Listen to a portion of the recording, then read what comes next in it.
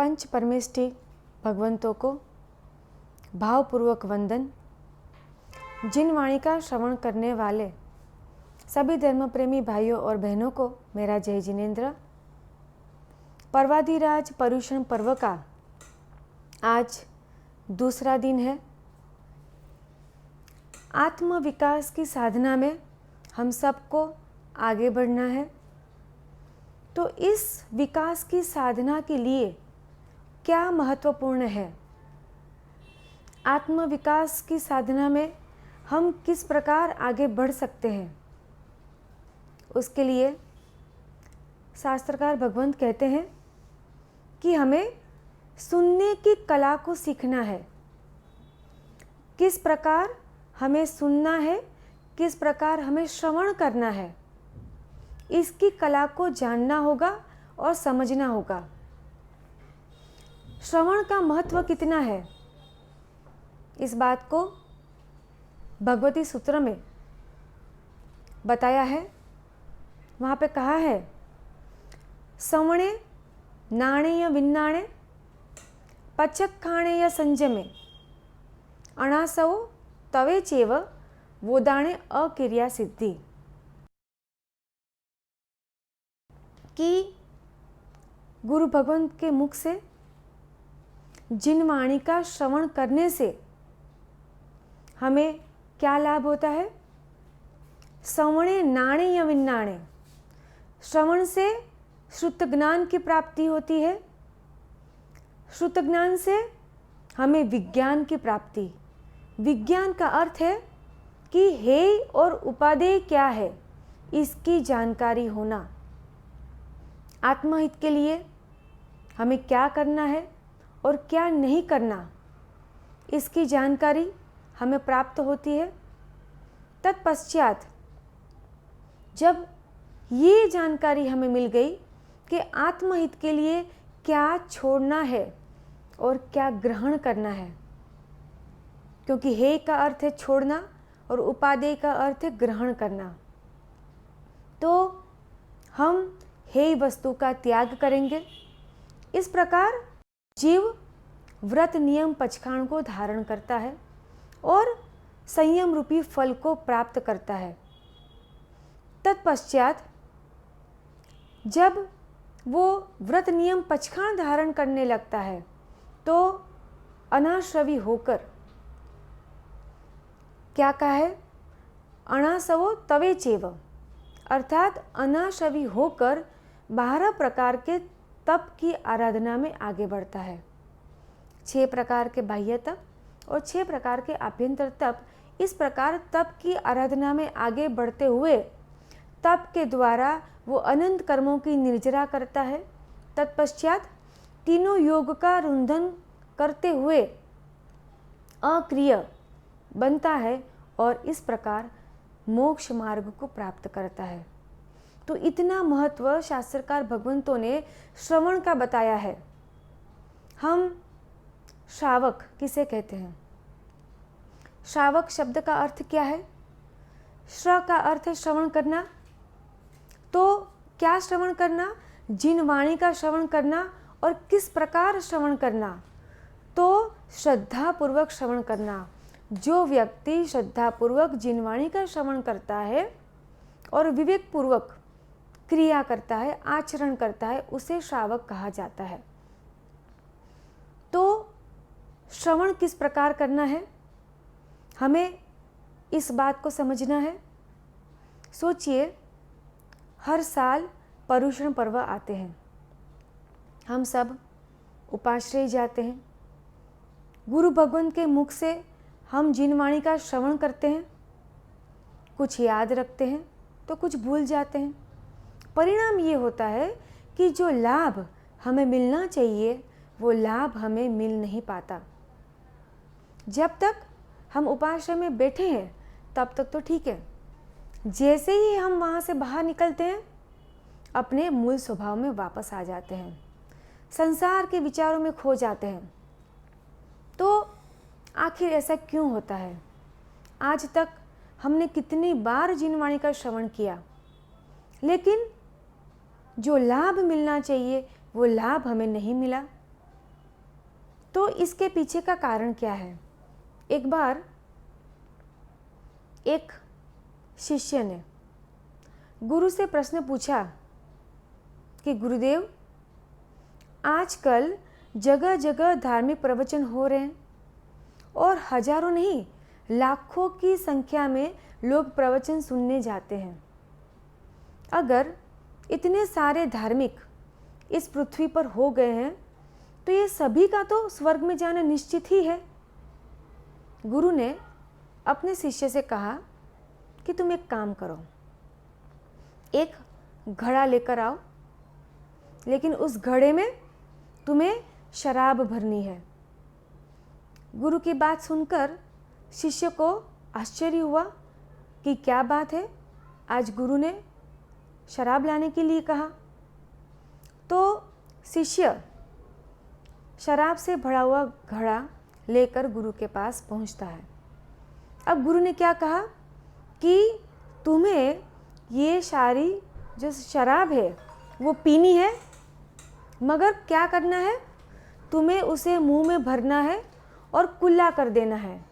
ध्यान रखना है कि ये जो तुम्हारी शराब है वो गले से नीचे ना उतरे। शिष्य ने शराब पीने की शुरुआत की, मुंह में भरा और कुल्ला कर दिया। इस प्रकार पूरा घड़ा जो शराब से भरा हुआ था वो खाली कर दिया। अब गुरु ने कहा कि पूरा घड़ा शराब का तुमने पी लिया, लेकिन कहीं पर भी तुम्हारे शरीर में नशे के चिन्ह क्यों नहीं दिखाई देते? तब शिष्य ने कहा कि गुरुदेव, नशा तो तब होता कि जब शराब गले से नीचे उतरती, लेकिन शराब की एक बूंद भी तो गले के नीचे उतरी नहीं। जब गले के नीचे उतरी नहीं, शरीर में प्रवेश की नहीं, तो फिर नशा होगा कैसे? तो गुरु ने कहा कि यही तो तुम्हारे प्रश्न का उत्तर है। लाखों लोग धर्म श्रवण करते हैं, लेकिन हर बात भीतर पहुंचनी चाहिए, भीतर उतरनी चाहिए। स्थूल जगत तक सीमित न रहकर सूक्ष्म जगत तक भी पहुंचनी चाहिए। लाखों लोग प्रवचन तो सुनते हैं, लेकिन उनमें से कोई 10-20 जन ही ऐसे होते हैं जो सार तत्वों को ग्रहण करते हैं। शेष केवल सुनते हैं, एक कान से सुनते हैं, दूसरे कान से बाहर निकाल देते हैं। अब ऐसे में धर्म उन पर क्या प्रभाव डाल पाएगा? तो कहने का तात्पर्य ये है कि जो बोलता है उसे वक्ता कहते हैं, जो सुनता है उसे श्रोता कहते हैं। सुनते इति श्रोता, सुनने वाले को श्रोता कहा जाता है। तो श्रेष्ठ श्रोता बनने के लिए क्या आवश्यक है? ऐसी कौन सी क्वालिटीज़ है जिसके कारण एक व्यक्ति श्रेष्ठ श्रोता बन सकता है? हम इतने सालों से सुनते आ रहे हैं, लेकिन क्या हम श्रेष्ठ श्रोता हैं? तो यही हमें जानना है। एक बार राजा के दरबार में एक कलाकार आया। उस कलाकार ने 3 मूर्तियां बनाई थी।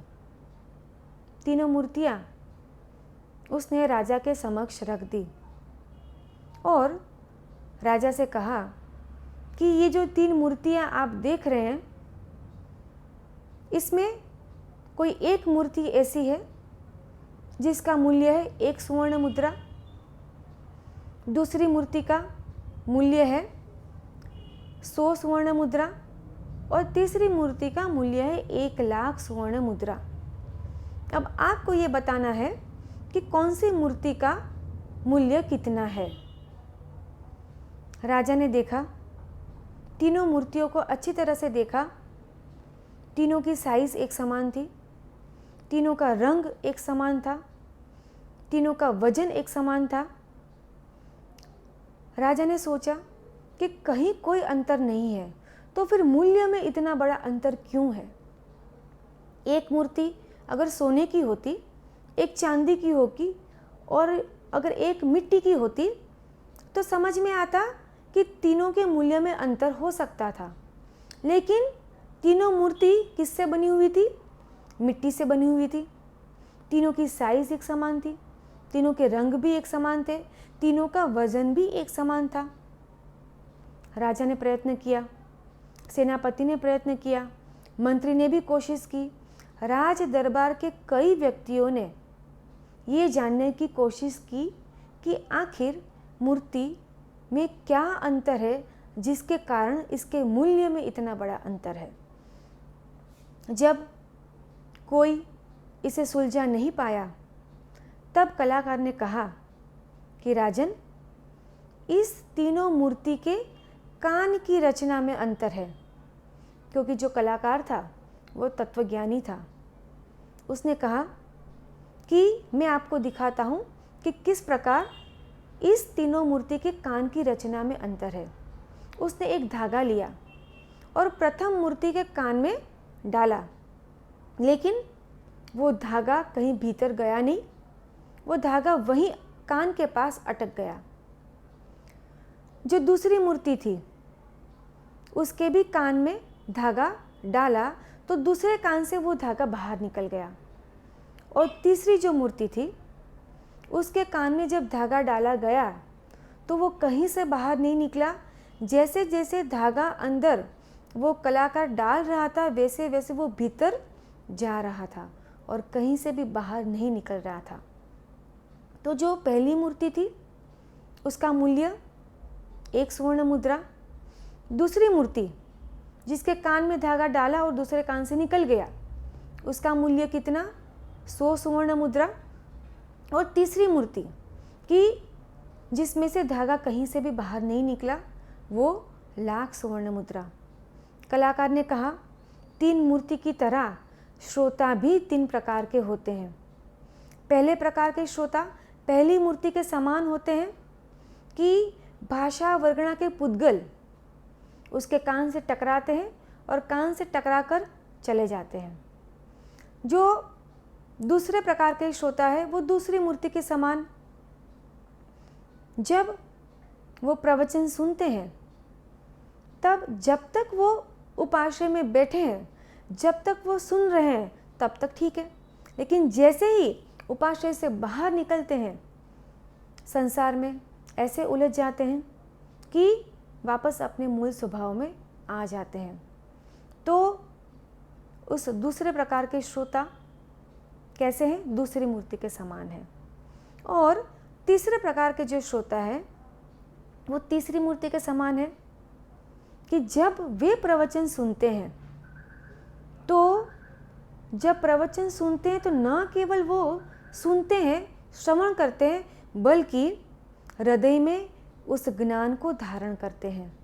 और न केवल हृदय में उस ज्ञान को धारण करते हैं बल्कि उस धारण किए हुए ज्ञान पर चिंतन मनन करते हैं और चिंतन मनन करके तत्वज्ञान के मोती को प्राप्त करते हैं।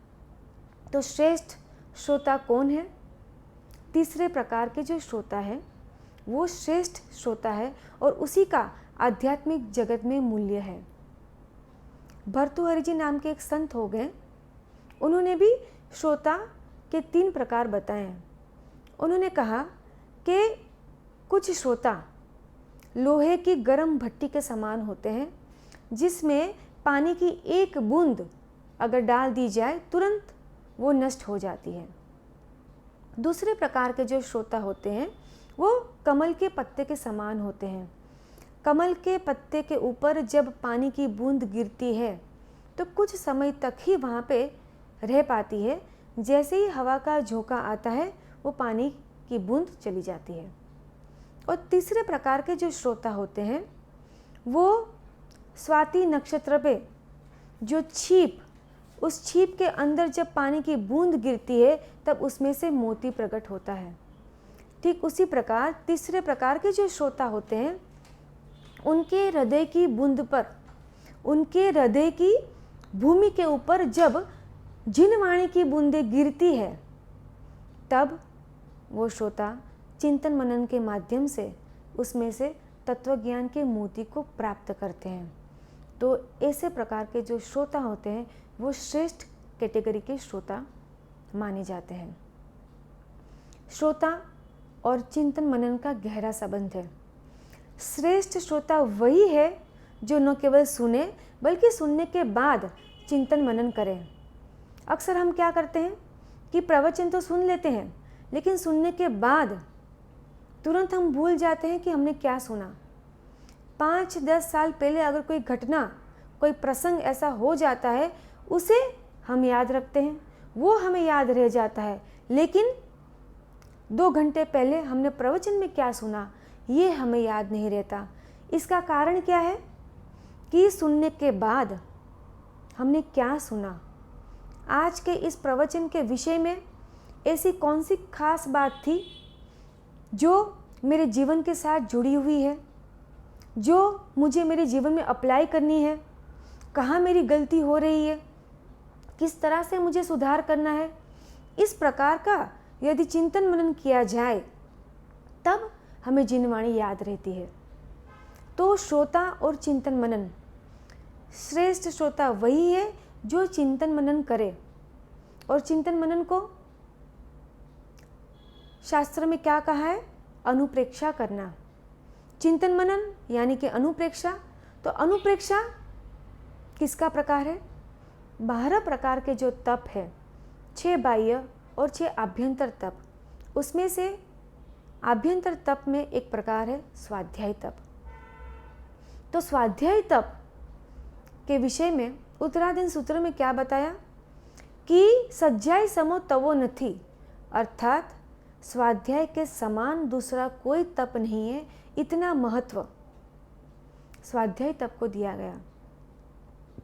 जब परमात्मा से पूछा गया सज्जायणम भन्ते जीवे किम जणिये, स्वाध्याय करने से जीव को क्या लाभ होता है, तब परमात्मा ने कहा सज्जायणम नाणावर्णिजम कम्मम खवेई, अर्थात स्वाध्याय करने से ज्ञानावर्णीय कर्म की निर्जरा होती है। और इस स्वाध्याय तप के 5 प्रकार जो है, वाचना, पृछना, परावर्तना, अनुप्रेक्षा और धर्म कथा, तो उसमें जो चौथा प्रकार है अनुप्रेक्षा, जिसे चिंतन मनन कहा जाता है, तो उस अनुप्रेक्षा का महत्व क्या है? उत्तराधीन सूत्र के 29वें अध्ययन, जिसका नाम है सम्यक पराक्रम, उसमें परमात्मा को पूछा गया कि अणुपेहायणम बनते जीवे किम जणिये, अर्थात अनुप्रेक्षा करने से, चिंतन मनन करने से जीव को क्या लाभ होता है। तब परमात्मा ने कहा कि चिंतन मनन करने से जीव आयुष्य कर्म को छोड़ के अन्य 7 कर्म की प्रगाढ़ जो प्रकृति है, उस प्रकृति के बंधन को शिथिल करता है, दीर्घकालीन स्थिति को अल्पकालीन करता है, बहुप्रदेशों को अल्प प्रदेशों में परिवर्तित करता है, तीव्र रस को मंद रस में परिणत करता है। ऐसा जीव जो चिंतन मनन करता है वो अशाता वेदनीय का बंध नहीं करता है और शीघ्रता से इस संसार परिभ्रमण से मुक्त हो जाता है। तो ये है चिंतन का महत्व कि श्रवण करने के बाद हम उस पर चिंतन मनन करें, और इस चिंतन मनन करने से, ये जो चिंतन मनन करना, ये श्रेष्ठ श्रोता का लक्षण है। भारतीय साहित्य में इस विषय को समझने के लिए 3 मकड़ों की कथा अत्यंत ही प्रचलित है। एक बार 3 मकोड़े भोजन की तलाश में निकले। तलाश करते करते एक वृक्ष के पास पहुंचे। अब वो वृक्ष किसका था? नीम का पेड़ था, वो नीम का वृक्ष था। नीम कैसा होता है हम जानते हैं, कड़वा होता है, नीम के पत्ते कड़वे होते हैं। अब ये जो 3 मकोड़े थे, पहला मकोड़ा वो वृक्ष की जड़ों के आसपास घूम रहा है। दूसरा मकोड़ा जो था उसने थोड़ी और हिम्मत बढ़ाई, उसने थोड़ा पुरुषार्थ बढ़ाया और वो थोड़ा आगे चढ़ गया और पत्ते तक पहुंचा। तीसरा जो मकोड़ा था उसने और ज़्यादा पुरुषार्थ किया और ज़्यादा मेहनत की और टहनियों के पास पहुंचा, उससे आगे पत्तों के पास पहुंचा और पत्तों से भी आगे निबोरियों के पास पहुंच गया। निबोरिया पक चुकी थी, उसमें रस उत्पन्न हो चुका था। जैसे ही उसने अपना मुख मारा, उसे कैसा अनुभव हुआ? उसे अत्यंत ही मिठास का अनुभव हुआ, अत्यंत ही आनंद का अनुभव हुआ, मधुरता का अनुभव हुआ, और वो तो वहीं बैठकर रसपान करने लगा। उसने अपने दोनों साथियों को चिल्लाते हुए कहा कि तुम दोनों वहाँ पे क्या कर रहे हो? यहाँ पर आओ और यहाँ पर आकर देखो कि यहाँ पर तो अमृत का झरना है, मिठास का झरना है, मधुरता का झरना है, और कितना आनंद है यहाँ पे, मैं तुम दोनों को कैसे बताऊँ। तुम यहाँ पर आओ और इस आनंद का अनुभव करो, इस रस का पान करो। जैसे ही ये बात सुनी, दूसरा मकोड़ा जो पत्ते के पास पहुंचा था, उसने मुख मारा, और पत्ता कैसा होता है नीम का? कड़वा, और उसे कड़वाहट का अनुभव हुआ। उसने कहा कि तुम क्या कह रहे हो? तुमने तो कहा कि मिठास का झरना है, मधुरता का झरना है, ये तो कड़वा जहर जैसा है, तुम झूठे हो। दूसरा मकोड़ा था, जो कहाँ पे घूम रहा था? जड़ों के पास घूम रहा था। उसने अपना मुंह मारा, और जड़ों के पास क्या था? वृक्ष की छाल। अब वहाँ पे जैसे मुख मारा, उसे कड़वाहट का तो अनुभव हुआ, साथ में कठोरता का भी अनुभव हुआ। उसने भी अपने उस तीसरे साथी से क्या कहा कि तुम एक नंबर के झूठे हो। तुमने कहा कि यहाँ पे तो मिठास का झरना है, अत्यंत मधुर है, मगर ये तो कड़वा तो है, साथ में कठोर भी है। तो अब बताइए, इन तीनों में से कौन सही और कौन गलत? अपनी अपनी अपेक्षा से तीनों मकोड़े सही थे। इस दृष्टांत के माध्यम से यही समझना है कि अपेक्षा की बात है, अपनी अपनी भूमिका को समझना है, और अपनी अपनी भूमिका की अपेक्षा से व्यक्ति अलग अलग प्रकार का अनुभव करता है। जो अब तक नीची भूमिका में रहे हुए हैं, अर्थात जिन्होंने आध्यात्मिक ऊंचाई को प्राप्त नहीं किया है, जो अभी भी संसार में राग द्वेष की, मोह माया की, विषय वासना की और कषायों की और स्वार्थ की भूमिका के आसपास ही घूम रहे हैं, ऐसे व्यक्ति को परमात्मा की वाणी झूठी लगती है, गुरु भगवंतों की वाणी झूठी लगती है। उन्हें ये लगता है कि हम जो सोचते हैं, हम जो समझते हैं, हमारी जो मान्यता है वही सही है। और जिन्होंने इस आध्यात्मिक ऊंचाई को प्राप्त कर लिया है, जिन्होंने आत्मिक अनुभूति कर ली है, जो आत्मिक सुख का अनुभव कर रहे हैं, ऐसे ज्ञानी आत्मा इस नीची भूमिका पर रहे हुए जीवों को, सारे संसारी जीवों को कहते हैं कि आप इस आध्यात्मिक ऊंचाई को प्राप्त करो। यहाँ पर कितनी मिठास है, कितनी मधुरता है, कितना आनंद है, ये मैं आपको कैसे बताऊं। समझ लीजिए कि हमने एक मिठाई का टुकड़ा मुख में रखा और सामने वाले व्यक्ति ने हमसे पूछा कि आपको ये मिठाई कैसी लगी। हमने क्या कहा कि अत्यंत स्वादिष्ट है, अत्यंत मीठी है, यही कहेंगे। सामने वाला व्यक्ति अब वापस पूछेगा कि आप कहते कि ये जो मिठाई है वो मीठी है, स्वादिष्ट है, लेकिन कितनी मिठास है वो आप हमें बताइए। क्या हम बता पाएंगे कि इस मिठाई में मिठास कितनी है? हम क्या कहेंगे कि भाई अगर जानना है तो आप खुद चख लीजिए, आप खुद अपने मुख में रखिए, आपको पता चल जाएगा कि इसकी जो मिठास है वो कितनी है। तो ठीक इसी प्रकार हम स्वीट की मिठास को शब्द के माध्यम से हम उसका वर्णन नहीं कर सकते। ठीक उसी प्रकार शास्त्रकार भगवान कहते हैं कि जिस आत्मिक सुख का अनुभव परमात्मा करते हैं, जिस आत्मिक सुख का अनुभव शास्त्रकार भगवंत करते हैं, उसको भाषा में डिस्क्राइब करना ये पॉसिबल नहीं है। अगर इस आत्मिक सुख का अनुभव करना है, इसकी मिठास को अगर जानना है, तो क्या करना होगा? उस आध्यात्मिक ऊंचाई को हमें प्राप्त करना होगा।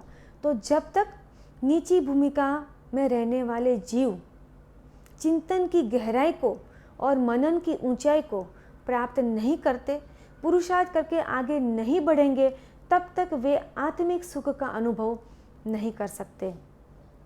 इसलिए कहा कि श्रेष्ठ श्रोता बनने के लिए हमें चिंतन मनन करना है। किसी ने अत्यंत सुंदर बात बताई है कि हमें पुल नहीं, बांध बनकर सुनना है। किस प्रकार प्रवचन सुनना है, किस प्रकार जिनवाणी का श्रवण करना है? पुल बनकर नहीं करना है, बांध बनकर करना है। पुल का अर्थ है ब्रिज, हम सब जानते हैं। बांध का अर्थ होता है डैम, डैम भी हम सब जानते हैं। दोनों में अंतर क्या है?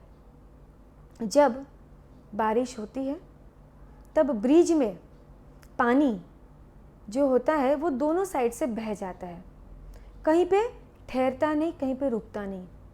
लेकिन जो डैम होता है वहाँ पे अलग अलग जगह से पानी आता है और एक जगह एकत्रित होता है, और जो पानी वहाँ पे एकत्रित हुआ है उसका उपयोग कभी खेतर में, तो कभी पीने के लिए।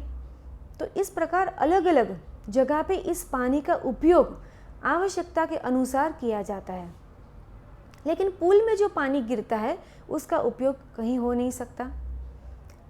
ठीक उसी प्रकार एक कान से सुनकर दूसरे कान से निकाल देना, इसे पुल वृत्ति कहा गया है। और ज्ञान सुनने के बाद दिमाग में, अपने मन में उसे स्थिर करना और आवश्यकता के अनुसार उस ज्ञान का आत्महित के लिए उपयोग करना, ये बांध वृत्ति है। कितनी सुंदर बात शास्त्रकार भगवंतों ने हमें बताई है कि श्रवण करना तो किस प्रकार करना, पुल बनकर नहीं करना, बांध बनकर करना है। सोचिए कि हमने कितनी बार ये सुना, हर पर्युषण पर्व में हम ये बात सुनते हैं, क्षमा वीरस्य भूषणम, क्षमा ये वीरों का आभूषण है, हमें क्षमा को धारण करना है, हमें क्षमाशील बनना है, क्षमा आत्मा का गुण है। अब ये जानकारी, ये ज्ञान हम सबके पास है, लेकिन इस ज्ञान का आत्महित के लिए हमने कितनी बार उपयोग किया? जानकारी तो हमारे पास है, लेकिन इसका उपयोग हमने कितनी बार किया? कितनी बार हमने क्षमा धारण की? कितनी बार हमने क्रोध को नियंत्रण में रखा? ठीक इसी प्रकार हम हर साल पर्युषण पर्व में सुनते हैं, अहिंसा परमो धर्म, जीव दया हमें करनी चाहिए, जैन का पालन करना चाहिए। तो ये ज्ञान हमारे पास है, लेकिन इस ज्ञान का हमने आत्महित के लिए कितनी बार उपयोग किया? कितनी बार हमने जीवदया का पालन किया? कितनी बार हमने जीवों को अभयदान दिया? ये एक सोचने जैसा प्रश्न है। युधिष्ठिर के जीवन का एक प्रसंग है। ये उस समय की बात है जब युधिष्ठिर गुरुकुल में पढ़ा करते थे। एक बार उनके गुरु ने सब विद्यार्थी को एक श्लोक दिया। अत्यंत छोटा सा श्लोक था, क्षमा कुरुम, और सबको कंठस्थ करने के लिए कहा। अब इतना छोटा सा श्लोक किसे याद नहीं रहेगा? सबको याद रह गया, लेकिन युधिष्ठिर को ये याद नहीं रहता है। रोज गुरु पूछते हैं कि क्या तुम्हें याद हो गया? युधिष्ठिर कहते हैं नहीं, और दूसरे जो विद्यार्थी थे वो उनको चिढ़ाते, उनकी मजाक उड़ाते, उन पर हंसते। लेकिन जो युधिष्ठिर थे उनकी तो सोच ही कुछ अलग थी। इस तरह काफ़ी दिन जाने के बाद गुरु ने वापस एक दिन पूछा कि क्या तुम्हें वो श्लोक याद रह गया? युधिष्ठिर ने कहा कि नहीं। अब गुरु को इतना गुस्सा आया कि गुरु ने एक चांटा युधिष्ठिर को लगा दिया। तब युधिष्ठिर ने कहा कि अब मुझे ये श्लोक याद हो गया। तब गुरु ने पूछा कि क्या मैंने तुम्हें चांटा मारा इसलिए याद रहा? तब युधिष्ठिर ने कहा कि नहीं, आपने चांटा मारा इसलिए याद नहीं रहा, लेकिन मेरी ये मान्यता है, मेरा ये मानना है कि जो ज्ञान आत्महित के लिए अगर आप उसका उपयोग नहीं करते हैं तो वो ज्ञान नहीं, मात्र माहिती है। It is just an information. तो सच्चे अर्थ में ज्ञान वही है जिसका उपयोग आवश्यकता के अनुसार, परिस्थिति के अनुसार हम आत्महित के लिए करें। तो जब श्रेष्ठ श्रोता का लक्षण क्या है? वो अपने ज्ञान का आत्महित के लिए उपयोग करते हैं। और एक दृष्टांत है कि एक गुरु भगवान थे, उनके कई सारे शिष्य थे। कुछ ज्ञानी थे, कुछ तपस्वी थे, कुछ वयावच करने वाले थे। इन इतने सारे शिष्यों में उनका एक शिष्य ऐसा था जो मंद बुद्धि था, अर्थात उस शिष्य को ज्ञानावण्य कर्म का इतना तीव्र उदय था कि उसे कुछ भी याद नहीं रहता था। इसलिए वो दुखी भी रहता था, क्योंकि बाकी सारे जो शिष्य थे वो काफ़ी आगे निकल चुके थे। उन्होंने कितने सारे शास्त्र कंठस्थ कर लिए थे और ज्ञान आराधना इतनी अच्छी तरह से हो रही थी, और ये जो शिष्य था वो ज्ञान की आराधना नहीं कर पा रहा था क्योंकि उसे कुछ याद नहीं रहता था, दुखी रहता था। लेकिन गुरु ने कहा कि तुम्हें दुखी रहने की आवश्यकता नहीं है, मैं तुम्हें अत्यंत छोटा सा सूत्र देता हूँ, बस तुम इस सूत्र को कंठस्थ करो, इसके अर्थ को समझने का प्रयत्न करो। और गुरु ने कहा माँ रुष माँ तुष, तुम्हें इतना ही याद रखना है, माँ रुष और माँ तुष। इसका अर्थ है कि न किसी के ऊपर राग करना है और ना ही किसी के ऊपर द्वेष करना है। मगर इस शिष्य का ज्ञानावण्य कर्म का इतना तीव्र उदय था कि उसे इतनी सी छोटा सा सूत्र भी उसे याद नहीं रहता है, और वो क्या रटने लगा? मास्तुस मास्तुस, मारुष मातुष के बदले मास्तुस रटने लगा। लेकिन इस सूत्र का, इस छोटे से सूत्र का अर्थ उसने हृदयगम कर लिया। मास्तुस का अर्थ होता है उड़द का छिलका। वो हमेशा ये सोचता कि जिस प्रकार उड़द अलग है, उड़द का छिलका अलग है, ठीक उसी प्रकार शरीर अलग है और आत्मा अलग है। शरीर का स्वभाव अलग है और आत्मा का स्वभाव अलग है। जिस प्रकार काले रंग का छिलका दूर हो जाने पर श्वेत अड़द की प्राप्ति होती है, ठीक उसी प्रकार मेरे आत्मा के भीतर में जो विकारों का कालापन है, जो कषायों का कालापन है, जिस दिन ये दूर हो जाएगा, अंदर से शुद्ध, पवित्र और श्वेत आत्मस्वरूप मेरा प्रकट हो जाएगा। कई बार इस मुनि के साथ, क्योंकि वे मास्तुस रटा करते थे, तब से उनका नाम मास्तुस मुनि पड़ गया। तो इस मास्तुस मुनि के साथ कई बार अनुचित व्यवहार होता। जब भी ज्ञान आराधना की बात आती तब अन्य जो मुनि थे वो उन पर हंसते, उनको चिढ़ाते और उनका उपहास करते। लेकिन इन सभी विपरीत परिस्थिति में मास्तुस मुनि ने क्या किया? उन्होंने क्या सोचा कि इसमें गलती किसकी है? मेरे कर्मों की है। दोष किसका है? मेरे कर्मों का है। इस प्रकार वे हमेशा इस सूत्र के अर्थ का चिंतन मनन करते।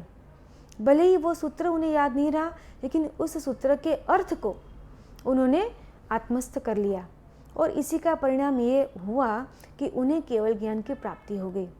और उस गुरु भगवंत के इतने सारे शिष्यों में से ये एक शिष्य श्रेष्ठ श्रोता के रूप में उभर आया। तो श्रेष्ठ श्रोता बनने के लिए क्या आवश्यक है? यही कि हम चिंतन मनन करें, और न केवल चिंतन मनन करें बल्कि चिंतन मनन करने के साथ साथ हम सुनी हुई बात का आत्म कल्याण के लिए उस ज्ञान का उपयोग करें। तो इस पर्युषण पर्व में आत्म साधना में आगे बढ़ सके, हमारा आत्मविकास हो सके, उसके लिए हमें श्रेष्ठ श्रोता बनना है। और इसीलिए जो पूल वृत्ति के समान जो श्रोता है उसे कांच के समान माना गया, और जो बांध वृत्ति वाले श्रोता है उसको किसके समान कहा गया? हीरे के समान कहा गया। इसे हम एक दृष्टांत के माध्यम से समझते हैं कि एक बार एक राजा, ठंडी के दिन थे, तो राजा ने अपना दरबार धूप में लगाया। धूप में सब लोग बैठे थे, राजा, सेनापति, मंत्री, गुरुजन और प्रजाजन सब धूप में बैठे हुए थे। वहाँ पर एक व्यक्ति आता है।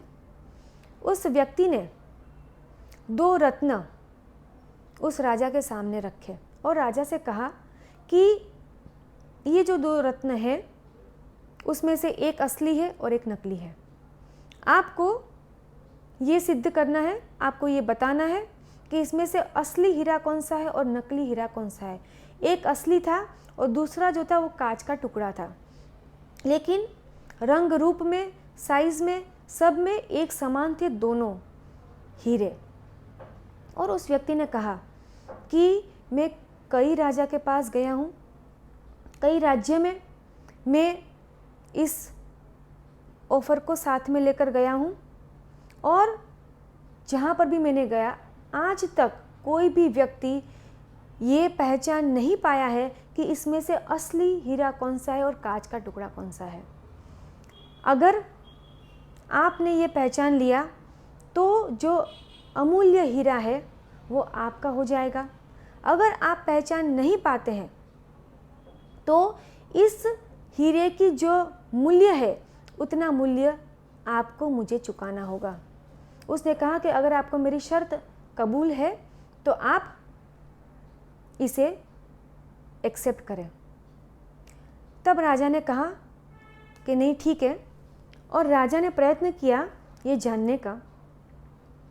उन्होंने हीरा हाथ में पकड़ा, दोनों हीरे को तलाशा, दोनों हीरे को अच्छे से परखा, अच्छे से देखा, लेकिन नहीं समझ पाए कि कौन सा असली और कौन सा नकली।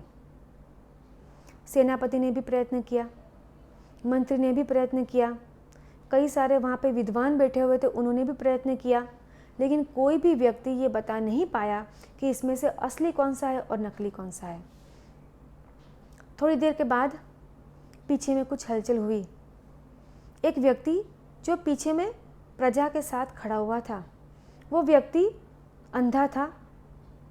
उस व्यक्ति ने कहा कि मुझे भी एक अवसर दिया जाए। राजा ने सोचा कि ऐसे भी हम हार चुके हैं, अब एक व्यक्ति अगर कोशिश करना चाहता है तो क्यों ना करें। तो उस व्यक्ति को बुलाया गया, और जो व्यक्ति अंधा था उसने क्या किया कि दोनों हीरे अपने हाथ में पकड़े और तुरंत ही बता दिया कि ये जो हीरा है वो असली है और दूसरा जो हीरा है वो नकली है। और उस व्यक्ति ने भी सहर्ष इस बात को स्वीकार किया कि इस व्यक्ति ने जो परखा है एकदम सही तरीके से परखा है। उसने कहा कि मैं अत्यंत खुश हूँ क्योंकि आज तक कोई भी व्यक्ति इसे परख नहीं पाया कि असली कौन सा और नकली कौन सा। और जो असली हीरा था उस व्यक्ति ने राजा को सौंप दिया। अब ये व्यक्ति जानना चाहता था कि आखिर इस अंधे व्यक्ति को कैसे पता चला कि इसमें से असली कौन सा है और नकली कौन सा है। तब उस अंधे व्यक्ति ने कहा कि हम सब धूप में बैठे थे, काफ़ी देर से हम धूप में थे। जैसे ही मैंने दोनों हीरे हाथ में लिए, जो ठंडा था वो असली था और जो गर्म हो चुका था वो नकली था, क्योंकि जो असली हीरा होता है वो धूप में भी ठंडा ही रहता है और जो नकली होता है, जो कांच का टुकड़ा होता है, वो गर्मी में गर्म हो जाता है। ठीक उसी प्रकार जो श्रेष्ठ श्रोता है वो असली हीरे के समान होते हैं और जो श्रेष्ठ श्रोता नहीं है वो इस कांच के टुकड़े के समान होते हैं। अर्थात जो बात बात में गर्म हो जाए, जो बात बात में कषायों के अधीन हो जाए, जो निमित्त को दोष दे, जो छोटी बात का बड़ा स्वरूप बनाए उसे वो किसके समान है? तो कांच के टुकड़े के समान है।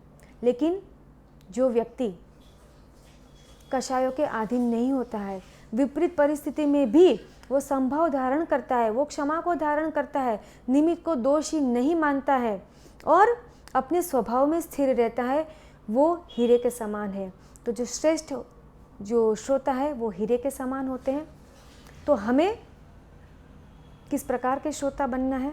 हमें श्रेष्ठ श्रोता बनना है। श्रेष्ठ श्रोता बनने के लिए, आत्मविकास के साधना में आगे बढ़ने के लिए हमें चिंतन मनन करना है। श्रवण करने के बाद न केवल चिंतन मनन करें, बल्कि जो ज्ञान हमारे भीतर में है, जो ज्ञान हमने प्राप्त किया है, उस ज्ञान का आत्महित के लिए प्रयोग करें। इसी भाव के साथ जय जिनेंद्र। जिन आज्ञा से कम अधिक विपरीत अगर कुछ भी कहा हो तो अरियंत अनंत सिद्ध केवली भगवंत की साक्षी से तस्मिच्छामि दुक्कडम। आपके कोई भी प्रश्न हो तो आप कमेंट में पूछ सकते हैं, वहाँ पे आपको रिप्लाई दे दिया जाएगा। जय जिनेंद्र।